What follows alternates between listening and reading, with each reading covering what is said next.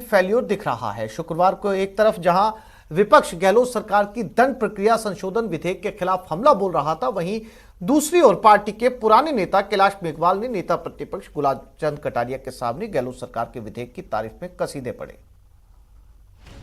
सदन में आपसी मतभेद में उलझी बीजेपी, विपक्ष का फ्लोर मैनेजमेंट फेलियर, विधेयक के पक्ष में विपक्षी नेता का बयान।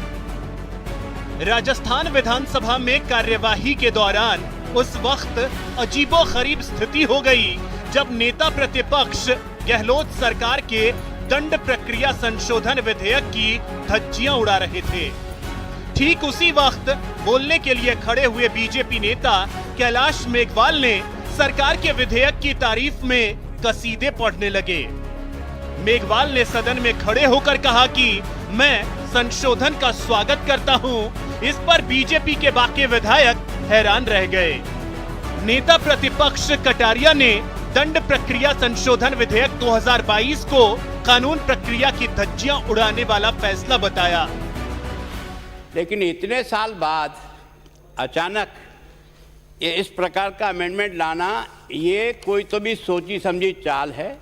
सरकारें आती रहेगी, सरकारें जाती रहेगी, कौन बनेगा कौन जाएगा, लेकिन कानून में इस प्रकार का अमेंडमेंट करके कानून की धज्जियां उड़ाने का काम करने की और कदम बढ़ा रहे हैं। नेता प्रतिपक्ष कटारिया एक तरफ दंड प्रक्रिया संशोधन विधेयक 2022 को लेकर सरकार को कटघरे में खड़ा कर रहे थे, वहीं दूसरी ओर विधेयक पर बोलने के लिए खड़े हुए कैलाश मेघवाल ने विधेयक का समर्थन कर विपक्ष को हैरत में डाल दिया। जो आचार संहिता है जिसमें आप ये अमेंडमेंट लाए हैं, मैं सभापति महोदय इस अमेंडमेंट का स्वागत करता हूं, और स्वागत इसलिए करता हूं कि ये एक इनोसेंट अमेंडमेंट है।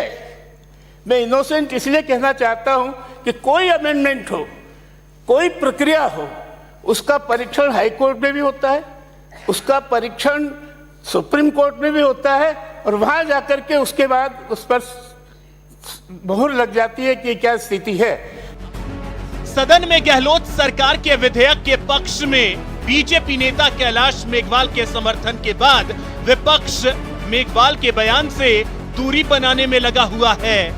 मेघवाल के बयान पर अपनी प्रतिक्रिया देते हुए उपनेता प्रतिपक्ष राजेंद्र राठौड़ ने कहा कि ये मेघवाल जी के निजी विचार हो सकते हैं, इसे पार्टी से नहीं जोड़ा जाए।